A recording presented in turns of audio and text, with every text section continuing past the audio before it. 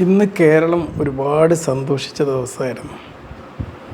നമുക്കറിയാം, വയനാട് ദുരിതബാധിതർ വളരെ സന്തോഷത്തോടെ ഇന്ത്യൻ യൂണിയൻ മുസ്ലിം ലീഗ് സമ്മാനിച്ച വീടുകളിൽ കയറി പാർത്ത ദിവസം. ഒരുപക്ഷെ ഒരു നന്മയുടെ രാഷ്ട്രീയം എന്നൊരു സംഭവം ഇന്നും നിലനിൽക്കുന്നുണ്ട് എന്നുള്ളതാണ്. സൈബർ പോരാളികൾ അധികം ഇല്ലെങ്കിലും വോട്ടുകളും മറ്റുമായി റിഫ്ലക്റ്റ് ചെയ്യുന്ന ഈ നന്മയുടെ രാഷ്ട്രീയം പലപ്പോഴും ഒരാളുമില്ല എന്ന് വിശ്വസിച്ച് പോരുന്ന ഒരു പാർട്ടി വൻ വിജയങ്ങൾ കൈവരിക്കുമ്പം ഈ നന്മയുടെ രാഷ്ട്രീയത്തിൻ്റെ പ്രതിഫലനം നമ്മൾ കാണാറുണ്ട്. തീർച്ചയായിട്ടും വളരെ സന്തോഷം തോന്നുകയാണ്. എല്ലാ രാഷ്ട്രീയ പാർട്ടികൾക്കും മാതൃകയാക്കേണ്ട ഒരു മാതൃക IUML എന്ന പാർട്ടി പൊതുവെ കാണിച്ചു വെക്കാറുണ്ട്. അത് നിങ്ങൾ എവിടെ പോയി കഴിഞ്ഞാലും ഒരു പാരലൽ ഗവൺമെൻറ് സിസ്റ്റം എന്ന രീതിയിൽ ഒരു സിസ്റ്റം നമുക്ക് എപ്പോഴും കാണാൻ പറ്റും.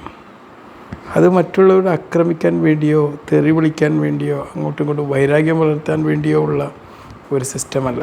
പലപ്പോഴും നമ്മുടെ രാഷ്ട്രീയം എന്ന് പറയുമ്പോൾ അത്തരം ഒരു സിസ്റ്റമാണ് നമ്മളൊക്കെ വിചാരിക്കുന്നത്. ആ സിസ്റ്ററെ പേഷ്യൻ്റ് ഉണ്ടോ?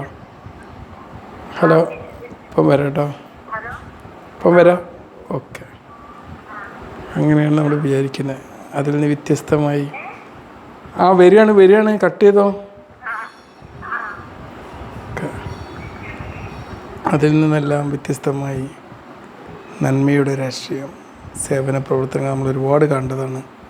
ബൈത്തുർ റഹ്മകൾ, കാരുണ്യ ഭവനങ്ങൾ, CH സെൻ്ററുകൾ, ഡയാലിസിസ് സെൻ്ററുകൾ ഒക്കെ ആയിട്ട് നമ്മുടെ നാട്ടിൽ പലർക്കും താങ്ങായി നിൽക്കുന്ന രാഷ്ട്രീയമുണ്ട്.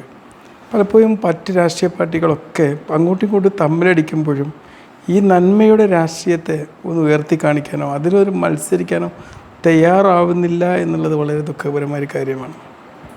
തീർച്ചയായിട്ടും നമ്മളൊരാളെ പരിഹസിക്കുന്നതിന് മുമ്പായിട്ട് അവരിലെ നന്മകളെ പ്രമോട്ട് ചെയ്യണം. അതിൽ ഞങ്ങളെങ്ങനെ മത്സരിക്കും എന്ന് വിചാരിക്കണം.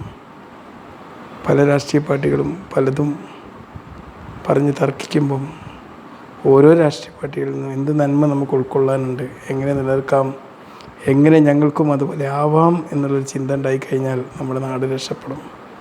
എന്തായാലും ഈ ഭവനങ്ങൾ ഒരുക്കിയ IUML എല്ലാവിധ ആശംസകൾ നേരുകയാണ്. ബൈ.